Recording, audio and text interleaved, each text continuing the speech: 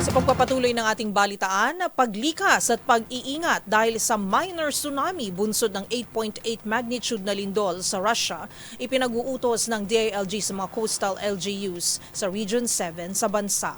Para sa mga detalye, balita mo yan, Val Gonzalez. Val.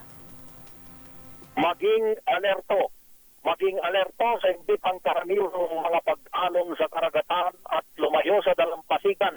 At huwag munang pumunta sa mga baybayin.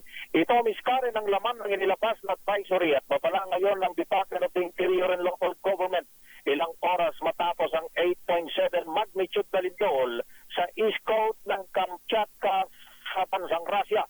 Ayon sa advisory ng DILG, ang mga coastal areas sa bansa na nakaharap sa Pacific Ocean ay posibleng makaranas ng tsunami wave height na mas mababa sa 1 metro.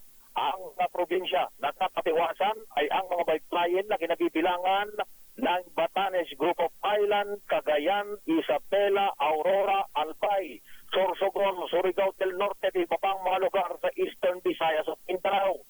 Pinapayuhan ang mga LGUs na mag-activate ng kanilang Emergency Operations Center at Incident Management Teams at magtatag ng evacuation routes, directional signs at safe zones para sa mga nasa panganib na mga komunidad. Sa ngayon ay mayroon ng mga LGUs na tumugon sa babala at panawagan ng DILG at nagsasagawa na ng kanilang preemptive evacuation. Para sa MBC TV Network News, ako si Val Gonzalez, una sa Pilipinas, una sa Pilipino.